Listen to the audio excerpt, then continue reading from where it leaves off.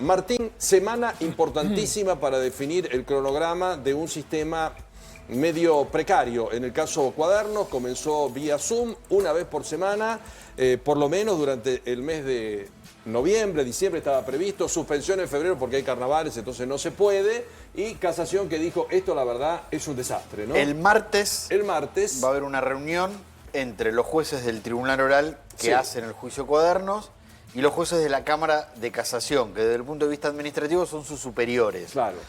La Casación los convoca para ofrecerle herramientas que le permitan al tribunal ver si está la posibilidad de poner más días por semana de juicio. Y 1 o 4 horas, la verdad que no. Bueno, muy poquito. A partir de todo lo que se generó, ocurrieron dos hechos. Sí. Primero, pusieron más horas de audiencia y a partir de la semana que viene, no, sino de la otra, ya van a ser 2 veces por semana. Claro, así, vía Zoom. Por ahora vía Zoom. Por ahora es vía Zoom. Después tenemos el tribunal anunció ¿dónde? que las indagatorias, cuando sea el momento en que los acusados tengan la posibilidad, si quieren, de declarar, va a haber un sistema mixto. Con los imputados en la sala de audiencia y con el resto conectados por vía Zoom. Porque son tantos que casi 87. necesitamos un estadio de fútbol para esa fue una, llevarlo, ¿no? Esa fue una de las discusiones y esa fue una de las cosas que públicamente dijeron los jueces en la última audiencia, que ellos hablaron con la Corte y con la Cámara de Casación y que no les dieron una respuesta de qué lugar podía estar habilitado para eso. De hecho, el tribunal volvió a pedir la Sala de Derechos Humanos del Palacio de Tribunales, que es la sala donde se hizo el juicio a las juntas, entre otros juicios. Exacto. En la Corte. En la Corte, exacto. Uno se eche semejante edificio y no hay lugar, ¿no? Una cosa increíble, ¿no? El objetivo de la reunión del martes es que Casación le ofrezca al tribunal herramientas para agilizar el juicio. La decisión final es del tribunal. Sí, la verdad que esto suena muy a pandemia, ¿no? La idea de, esto es pandemia. Cuando comunican esta semana sumar una audiencia más, vos entendés, Martín, y por la info que hay en tribunales, que es como para anticiparse a que no le sople la oreja la Cámara. Bueno, los jueces se encontraron en una situación muy incómoda de recibir todas las críticas que recibieron y de este llamado de casación que fue como una suerte de advertencia, un reto, podemos llamarlo nosotros, ¿no? Bueno, fue una advertencia y no gustó mucho el llamado a la audiencia. Muy desordenado. La doctora Kirchner ahí que le costaba desaparecer en cámara, el señor Devido comiendo, otro que se fue a tirar a la cama, ¿no? Como si estuvieran una cosa. Es la historia de los Zoom. Irrespetuosos total. Hay gente que te cuenta cosas que han pasado en los Zoom desopilantes. Juzgando por una trama brutal de soborno y están cansados. De hecho, te voy a decir una cosa. El juicio tenía fecha de inicio vía Zoom con 1 año de anticipación. Todo esto se podría haber evitado y todos podrían haber buscado la manera de organizarlo de otra forma y no llegar ahora a esta instancia donde se están todos tironeando el tribunal, la casación. Mira, cada vez estaban acomodando el almohadón ahí. El expresidente pero una cosa, vos podés creer de la que bolsa haya una persona ahí de Rosario. Pero hay dos herramientas de las que hablaba Martín que se van a tratar el martes. Una herramienta es que saquen al Tribunal Oral Federal 7 del sorteo de nuevos juicios orales. Que lo saquen directamente. Claro, porque constantemente está, digamos, el bolillero simbólico, es decir, hay un nuevo juicio, a quién le toca de los 12 tribunales. Entonces eso podría ser otra cosa. Y otro que va a estar lista la sala AMIA, que está en los tribunales del Comodoro. ¿Y esa tiene lugar? Sí, esa es para 200 personas. ¿Eso de Tecnópolis o de Costa Salguero era verdad o era Fue una propuesta, una idea que hizo un integrante del Consejo de la Magistratura de la Nación, de buscar otro lugar. De hecho, hubo casos en tribunales de La Plata o de San Martín donde fueron a alquilar dependencias por fuera del Poder Judicial. Un teatro, un club, en su momento un club de barrio. No podés tener salas tan enormes, pero esto es un hecho excepcional. Quiero que escuchemos al señor Wagner, era quien manejaba la Cámara de la Construcción. Para que escuchemos y tengamos dimensión de lo que estamos hablando. Porque vuelvo a repetir, a los que no tienen argumento, que recitan, como en Chaco, no, esto es toda una persecución, no, esto sin un solo argumento de defensa para que uno diga, che, la verdad que tienen razón. Escuchemos al señor Wagner que contaba un poquito la trama de todo esto. A ver. Se encuentra suficientemente acreditado que Carlos Guillermo Enrique Wagner, en el carácter apuntado, entregó el día 22 de septiembre del 2010, alrededor de las 18:05 horas, a Roberto Barata, que por entonces se desempeñaba en el cargo ya referido, y a su secretario privado, Nelson Lasarte, una suma de dinero que habría ascendido a $1 millón, y con el fin de que los funcionarios que integraran la asociación ilícita hicieran o dejaran de hacer algo atinente a sus funciones en beneficio de dicha empresa, en el domicilio de Barata, ubicado en la avenida Coronel Díaz, 2355 de esta ciudad, donde arribó a bordo del vehículo marca Honda, modelo Accord, dominio ELL 129, registrado a nombre de la sociedad Esuco S.A. En este hecho intervino como destinataria final del dinero Cristina Elizabeth Fernández. Final, Cristina Elizabeth Fernández. O sea, todo iba para el mismo camino. Sí, ahí estamos hablando del caso de la camarita, porque está la Cámara Argentina de la Construcción. Y después la camarita. La Cámara Argentina de Empresas Viales, que cartelizaban la obra pública diciendo, hoy te toca a vos, mañana con este trabajo. Bueno, Carrió lo denunció en el año 2008 y tardaron bastante años en investigarlo. Era así. Vialidad y Obra Pública, año 2008. Ustedes hicieron los dos, Vialidad, el que ya está cerrado. No, en la primera denuncia en el año 2008 era un paquete, denunciamos un paquete de obras. Denunciamos Vialidad, Vivienda, Infraestructura. Nosotros sabíamos que había, a través de Lázaro Báez y del Ministerio de Planificación, un mecanismo de cartelización, de desvío de fondos y de retornos. Eso tardó, 15 años en juzgarse. Cristina hoy está condenada. La causa Cuadernos es tan trascendente para la Argentina, es tan importante lo que está pasando, porque está poniendo en jaque todo un sistema. Porque no estamos hablando de un empresario que coimea a un funcionario o de un funcionario que se enriquece desde el Estado. Hablamos de un sistema. Estamos hablando de un sistema mafioso que lastimó al Estado en más de 40.000 millones de dólares, por lo menos en las cuentas que están por arriba. Sí, yo pregunté, después lo tenemos a Fede, que por ahí nos ayuda. Me dijeron, son 300 presupuestos del Garraham. Y daba en trillones de pesos, o sea que cuando vos armás el número es imposible que alguien lo pueda leer. Si lo traducimos son unos 45 mil millones de dólares, o sea, más que las reservas que tiene Argentina. Pero imagínate, y todo el daño que provocó en la Argentina en términos de competitividad, de productividad, no haber tenido las obras públicas de calidad en tiempo y forma y al precio que corresponda. Y lo último que te digo, Pablo, mira, ahí está. Mira, ahí tenés. Qué numerito, está, ¿no? Mirá qué número. ¡Ah, Dios mío! 42.000 millones de dólares. Y no es un invento, porque además está actualizado, porque viste que hay gente que está como necia, que dice, no, todo esto es un invento, no sé dónde lo sacaron. Diputados que estaban con una emocionalidad altísima por los problemas que tenemos en el Garraham, pero no tenían en cuenta que son 300 presupuestos del Garraham lo que se robaron, ¿no? El juicio es justamente para esto, para demostrar y para que los acusados se defiendan. Claro.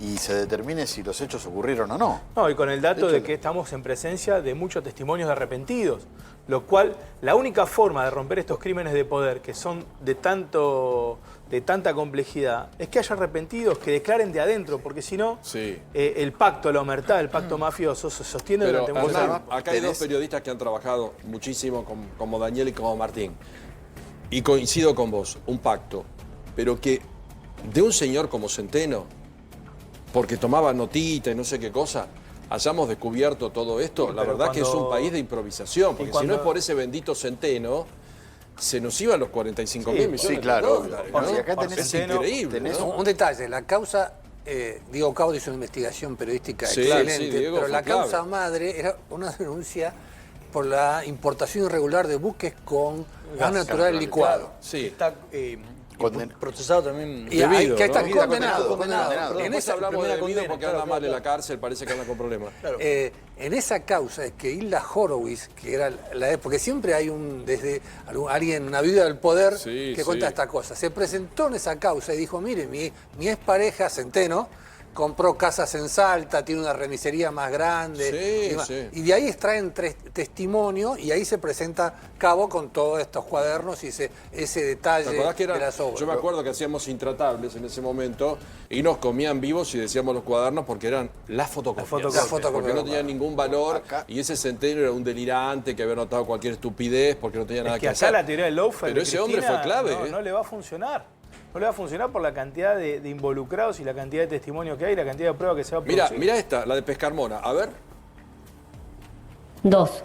La prueba reunida permite afirmar que Enrique Menotti Pescarmona y Francisco Rubén Valenti presidente y directivo de Industrias Metalúrgicas Pescarmona respectivamente, el primero en carácter de autor y el segundo como partícipe necesario, el 28 de octubre del 2008, alrededor de las 13:30 horas, intervinieron en la entrega a Roberto Barata, que por entonces se desempeñaba en el cargo aludido, en el Hotel Face Park, ubicado en la calle Esmeralda, 1366 de esta ciudad, donde se hallaba alojado el mencionado Valenti, de una suma de dinero, al menos $200.000, con el fin de que los funcionarios que integraran la asociación ilícita hicieran o dejaran de hacer algo atinente a sus funciones en beneficio de dicha empresa. En este hecho tomó intervención como destinataria final del dinero Cristina Elizabeth Fernández. Otra vez, bien, siempre la misma destinataria. ¿Y cómo era el caminito? Iban con Barata y Centeno tomaba nota de todos y Barata llevaba el dinero. Bueno, era uno, ¿no? Era uno, pero era, digamos, se conoce, Barata aparece como un actor principal en esto porque Centeno era su chofer. Permanente. Acá, Mirá ese hombre que anotó todo, ¿no? Bueno, Barata buen militar Sí, y igual, también dicen que lo extorsionaba. En un momento se le cae un bolso con plata, esa escena es genial, a Barata, y Centeno le dice, ¿no hay algo para los pobres? Y él le dice, no, yo puchereo nada más, y le regaló un bolso vacío. Vos podés creer. Esta causa tiene... Claro. Hernán hablaba de los arrepentidos. Esta causa tiene los arrepentidos que pagaron y los arrepentidos que cobraron. Están los dos. Los dos, de los dos lados. Tenés la historia contada de los dos lados. El que pagó tiene responsabilidad también, ¿no? Viste, por más que lo hayan apretado, pero ¿no? además acá están... Mirá, ahí lo que recreamos. Mirá, ahí tenemos todo, mirá. Esmeralda 1366, el empresario, el señor Pescarmona. Y esto 200 lucas verdes, 200.000. Receptor Roberto Barata, que no era nada barato.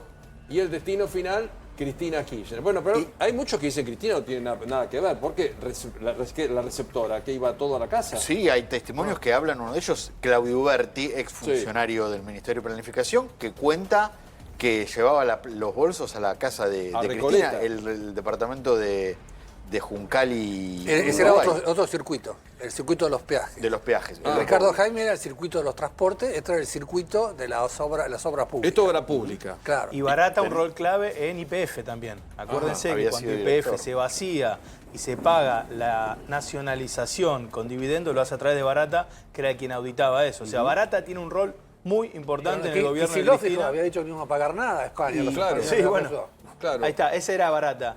Barata tiene un rol muy importante en el Ministerio de Planificación y mucha confianza de debido. El rol que ocupaba era central en ese momento. Claro. Y acá, perdón, una cosa, Martín. Así vamos viendo el tema de los sobornos. Ya que hablamos de tanto soborno, lo pasamos en cifras y lo mostramos, porque en tema trenes, cuando también tuvimos una semana muy delicada, con el Sarmiento y la detención de Devido que nos llevó a recordar lo que pasó, $344.400.000. O sea, el dinero que iba a los trenes, no iba a los trenes, y la tragedia brutal del Sarmiento tal vez abrió los ojos para ver lo que estaban haciendo. Pero esos son subsidios al otro circuito. El circuito porque en realidad son 10 expedientes, claro. lo que conocemos como el juicio de los cuadernos de las coimas. Este era el circuito de los subsidios al transporte. Jaime. Este es Jaime. Y en este caso, bueno, los que estaban a cargo del Belgrano Norte, los que estaban a cargo de los trenes, eran los que le pagaban el soborno para que le extiendan la concesión. Pero que venía el dinero y volvía. Claro, había varios mecanismos, ¿no? En la obra pública habían inventado el tema del adelanto financiero del 10%. Claro. La obra pública siempre se paga a cambio de, bueno, vos haces 10 kilómetros de asfalto, yo certifico y te pago, ¿no? Acá no, claro. Ese 10% era el soborno, era lo que se pagaba de peaje para quedarse con las obras. De trenes, qué cifra, ¿no? Porque uno ve esto y dice, Dios mío, qué cifra. Y acá hay un dato, me parece que es central, a diferencia de otros juicios de corrupción. En todo juicio de corrupción tenés al privado y al público. En este caso también, pero por primera vez, los privados son los empresarios más importantes del país. Exactamente. Y empresarios que hicieron negocios no solo con el gobierno de los Kirchner, sino con todos los gobiernos anteriores. Claro, y este juicio se juzga el pago de coimas en los gobiernos de Néstor y Cristina Kirchner. Sí. Pero uno legítimamente puede preguntarse a mirar, si para atrás no tiene el mismo mecanismo. Y por eso la oportunidad que tenemos como país, de acá en adelante, con este juicio, con que haya verdad, que haya condena y que recuperemos parte de esos fondos. Y rapidez un poco, para ¿no? la gente, porque en definitiva esos fondos son de los argentinos, ni de los empresarios, son ni de los las funcionarios. reservas, 45.000 millones de dólares. Pero ¿sabes qué, Pablo? Es cambiar la dinámica de la Argentina. La Argentina cartelizada, la Argentina corporativa, está vigente hoy. A mí me preocupa mucho lo que está pasando con medicamentos. El sistema de contratación pública de medicamentos es un sistema que está cartelizado, que está podrido y que es de un volumen. Es un volumen económico, de plata. una magnitud de plata Similar. que similar o es irrisorio lo que estamos viendo. Por eso, la oportunidad que tenemos los argentinos es que marque una cambiar. bisagra, Si vamos a transitar la experiencia de la justicia, no es solo en términos de investigación y condena, sino en términos de cambio de sistema. Claro. Y tenemos que lograrlo, porque hoy en medicamentos el sistema de contratación sigue siendo oscuro. Atención con esto que plantea Hernán, atención con este tema. Hay mucha preocupación en algunos sectores por el señor Devido, que estaba en su casa lo más cómodo y que a partir de lo que sucedió esta semana volvió al tribunal y volvió al tribunal primero a Comodoro Pi y de ahí derechito a Ezeiza. ¿Qué saben de Devido? Está deshidratado, no sé, la señora hizo una denuncia, la mujer, ¿no? Que la cárcel de Ezeiza es un desastre. Axel Kicillof, nuestra solidaridad con Julio Devido ante una condena injusta. Ah, mirá, salieron muchos a defenderlo esta semana. Marcela Minichelli, en Twitter, la mujer. dijo que no le dejaron llevar su equipo, que es insulino dependiente. Pero está en la cárcel de Ezeiza, donde hay un hospital, donde ya el juez de ejecución penal ordenó hacerle un estudio de salud y ordenó hacer un estudio socioambiental de la chacra del Panal, porque él pidió la prisión domiciliaria, se la van a dar porque ya tiene 75 años. Pablo, entonces... Claro. Mira, la chacra estaba ahí comiendo el día que empezó el juicio de los cuadernos, estaba ahí. Dicen que a algunos de la justicia le molestó esta actitud, porque es como una actitud, más allá que es una falta de respeto, como desafiante, como me importa poco lo que están diciendo. Bueno, Kicillof lo defiende, dice que es una detención injusta. Lo de Kicillof es ridículo porque se lleva puesta toda la prueba. Ahora, quiero decir esto, si le corresponde la domiciliaria, le corresponde la domiciliaria. Nosotros necesitamos justicia en la Argentina, no necesitamos venganza ni perseguir a nadie. Si el hombre está enfermo y tiene la edad y no es un fraude a la ley, le corresponde la domiciliaria. No hay peligro de fuga. Y no hay peligro de fuga, le corresponde. Porque lo que nosotros tenemos que tomar esto con seriedad y con responsabilidad para el futuro. Y como decís vos, pensando que va a pasar hacia adelante. Yo tengo mis dudas. Y la extinción también. Y la extinción del dominio, chicos, que devuelvan un poco lo afanado. Porque si no, viste, vuelvo al panal no sé cuánto, estoy ahí. Para eso hace falta sancionar una nueva ley, porque la ley que tenemos de extinción del dominio, como es un decreto, no tiene dificultades en su aplicación. Entonces es importante que el Congreso también sancione una nueva ley de extinción del dominio. Exacto. Más allá de lo jurídico, este juicio eleva el riesgo de la corrupción en Argentina, porque antes fíjense era en el muy fácil. tercer cuadrado de la... Ahora vamos al tercer cuadro. Perdón, decías, Daniel. No, que eleva el riesgo, porque ahora vas a pensar, si pagás un soborno y terminás, obviamente, expuesto en Comodoro Pi en un juicio como este, ¿no? El día que llegaba Comodoro Pi con el bolsito, ¿cuánto tiene? 75 años. Y digo, ¿para qué? ¿No? Porque... ¿Para qué a esta altura de la vida? Daniel, ¿no? es tan importante. Y esto vamos a dar la chacra un poquito, esto del panal también. No, mirá, esto que dice Daniel es tan importante. No es lo mismo que el penal de Ezeiza, lógicamente. No, está lindo. Las condiciones son diferentes, ¿viste? Vos verás qué lugar hermoso. Tal vez hay unos pajaritos que no sé qué hacían, ¿no? Sí. Canarios y palomas. Canarios y palomas. Acá, vos salís de acá con un bolsito para ir a Comodoro Pi, para que te metan en cana, te querés matar. Puede que legalmente le corresponda la prisión domiciliaria, pero es totalmente inmoral que una persona que robó toda su vida esté en una detención en 5 o 10 hectáreas. Claro, hay que ver si esto, como dice Fede, es legítimo. No, porque ya llega un momento que no sabés qué les corresponde. Bueno, si le ponen tobillera,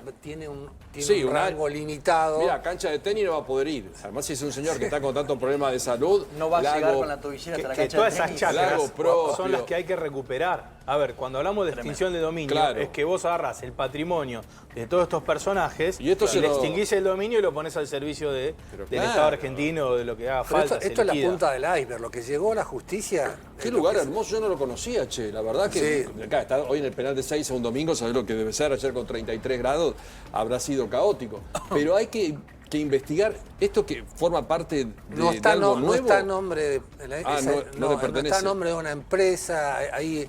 Porque tiene un juicio por supuesto un enriquecimiento ilícito. Porque está el tema del gas licuado, ¿no? Ahí tiene la condena a 4 años de gas licuado, tiene otra condena a 4 años de la tragedia 11 tiene 3 condenas. Y la condena por la compra de trenes a la tren España chatarra a y Portugal. España y a... Exacto. Yo lo veía, viste, salir de este lugar tan bonito, con el bolsito a Comodoro Pi, para que un juez te diga, señor, ¿va a Ezeiza? ¿Para qué? Sí. A esta edad, ¿para qué? ¿Para qué? Y la señora está preocupada, dice, no toma Pablo, agua, está deshidratado. Pablo, va a pasar el agua. resto de su vida en prisión domiciliaria. Y sí, obvio, obvio.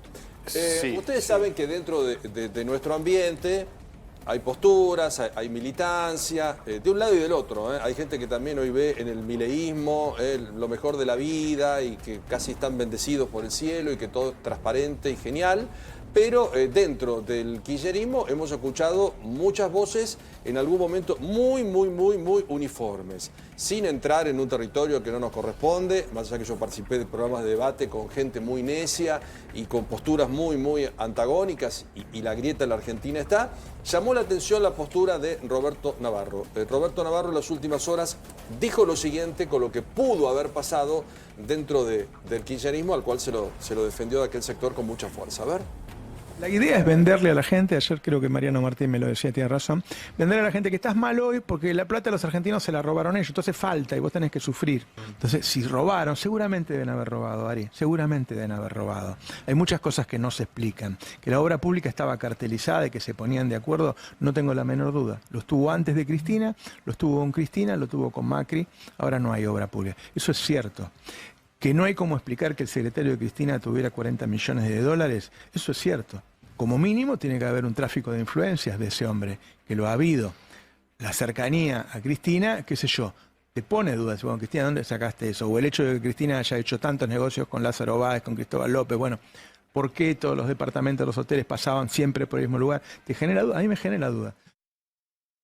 A mí me parece fantástico. Genera dudas. Ahora, bueno, pero mejor es que genere dudas. Bueno, pero ¿no es preferible que alguien empiece a reconocer un inútil como ese Muñoz, el secretario, tenía 70 palos verdes? Afuera, más 120 acá. Más 120 acá. Un secretario de poca monta, 120 más 70, ¿cuánto es? 200 y pico millones de dólares, 14 departamentos entre Nueva York y Miami. ¿Hay algún tipo de duda que ese tipo era un chorro? No. No hay ningún tipo de duda. Entonces, ¿qué discutimos? Bueno, ahí el testimonio del arrepentido Manzanares es Funes el memorioso del cuento de Borges. Acá vino el abogado el domingo pasado que nos dejó, viste, con la boca abierta. Se murió, la escena esa donde se muere Néstor Kirchner, viajan todos a Río Gallegos. Y lo que le decían a Manzanares Muñoz era, ¿dónde están las llaves del tesoro? ¿Dónde están las llaves? Desesperado por la plata que estaba escondida. Por favor, una cosa increíble. Se suma Roberto Moritán. ¿Cómo estás, Roberto? ¿Cómo estás, Pablo? Político, empresario, de todo, ciudadano. Sí, ONG. En todo. Sí, pero pyme, por sobre todo, hoy te diría. Qué locura todo esto, ¿no? Porque uno habla de unos montos siderales que yo coincido con Hernán. No solamente hay que condenar, extinción de dominio, que es muy importante. Mucha gente se banca a la cárcel con tal que no le saquen lo que se afanaron. Pero también marcar un límite para que no suceda para adelante y estar con la lupa, y todos los casos donde hay tufillo a corrupción, que todos tengan un poco de temor, ¿no? Bueno, se dedicaron sistemáticamente a romper todos los esquemas de control, con lo cual esto lo fueron preparando a lo largo de los años y creo que los únicos que no se daban cuenta eran los navarros de la vida. Celebro también que por lo menos debe estar buscando un nuevo patrón, pero celebro que por lo menos algunos de ellos empiezan a reconocer lo que era muy obvio. Sí, para mí es bueno reconocer. Todo el mundo tiene... Sí, yo sé que es muy difícil no reconocer, pero por lo menos entender que cosa, vos no podés ver un secretario con 210 palos verdes. Te voy a decir lo que pienso sinceramente, Navarro, porque nos reímos con que duda y ahora se da cuenta o empieza a dudar después de 15 O por lo menos lo hace público. ¿Sabes lo que me pasa a mí? Es que si alguien se da cuenta ahora, si alguien empieza a dudar, nosotros necesitamos que sea auténtico, porque la Argentina sufrió la corrupción de verdad. Cuando nosotros recién veíamos el subsidio en trenes que no llegó, en muchos casos no hubo una vivienda, no se hizo una plaza, una ruta no se terminó. Bueno, en 11 murió gente. Murieron 52 personas, estos tipos. Y creo que ese fue el hecho más significativo. Claro. Y donde la gente empezó a entender que la corrupción mataba. Entonces ahí dije, che, la corrupción no es joda, no es que me falta, se la lleva uno. Te puede matar. Entonces, yo lo que creo es que si ahora que estamos transitando el camino de la justicia, después de tantos años de pelea, de que muchos pusimos el cuerpo, de que periodistas, políticos, Lilita, en soledad, vengan algunos a subirse Claro, claro. Bueno, para utilizarla en términos políticos, de querer yo creo que más es beneficio una manifestación personal. de la interna peronista. Por eso, ¿no? viste, para querer jugar a la interna peronista, porque le quieren pegar a Cristina para estar con Kicillof, yo lo que digo es, che, pará, la Argentina necesita salir de verdad, de verdad. Por eso es justicia, recuperar lo robado y cambiar el sistema argentino de control y de contratación pública. Me parece que con la obra pública más o menos entendimos, porque yo no quiero las rutas que tenemos, que son un desastre, y que tengamos el río Salado hace 42.500 años con todo inundado. Pero me parece que hay que controlar las obras públicas. Porque con este tema de la obra pública que generan trabajo, también nos afanaron por todos lados. Vos fíjate, ¿no?, el daño que nos generó tanta corrupción que hoy tenemos una sensación de que no puede haber obra pública transparente. Claro. Entonces sí, bueno, no podemos hacer obra pública. Tenemos... Y eso trae consecuencias, sí, porque Argentina claro, necesita obra de infraestructura, para producción, para cuidado de las personas. Entonces, vos fíjate el daño. Yo creo que tenemos que ir recuperando eso. Obra pública transparente puede existir. Controlada. No estamos condenados a que sea corrupta. Pero esto que está pasando con Navarro es un buen antecedente, porque hay un cambio de paradigma. Los kirchneristas, por englobarlos más fácilmente, se protegían entre ellos, no se mandaban al frente de esta manera. O sea, básicamente lo que está Navarro diciendo es Cristina es corrupta. Y esto en general no pasaba. Ahora esto también abre un frente de control, ¿no? El no saber si podés contar o no con los mismos miembros de tu espacio político. Exacto, exacto. Bueno, habrá que seguir atentos con este tema. Por ahora, bueno, veremos cómo sigue, si le dan la domiciliaria o no. Tiene que resolverse. Tiene que resolverse, pero por una cuestión de salud. Y de edad. Eso es lo que pide la defensa, salud y edad. Y ver si corregimos esa ley, porque es una ley de 1921, cuando tener 70 años era como si hoy tenés 100. Y hoy cualquiera a los 70 puede pedir una domiciliaria. Es prerrogativa del juez igual, no es taxativo, no es que exacto, si tenés 70... No es 70 automático. Es una de las condiciones para... Ricardo Jaime, ex secretario de Transporte, está preso por la tragedia de Once, tiene más de 70 años, tiene problemas de salud, y el tribunal le dijo, sus problemas de salud se pueden atender en la cárcel, un hospital y la edad no es una prerrogativa. Pero él tenía obstrucción de justicia porque cuando le allanaron la casa en Córdoba destruyó documentación. Sí, sí, exactamente. Pero Jaime ahora está como debido, cumpliendo condena firme por la tragedia de Once. Exactamente. Hernán, muchas gracias por venir. Gracias a ustedes, por favor. Muchas gracias.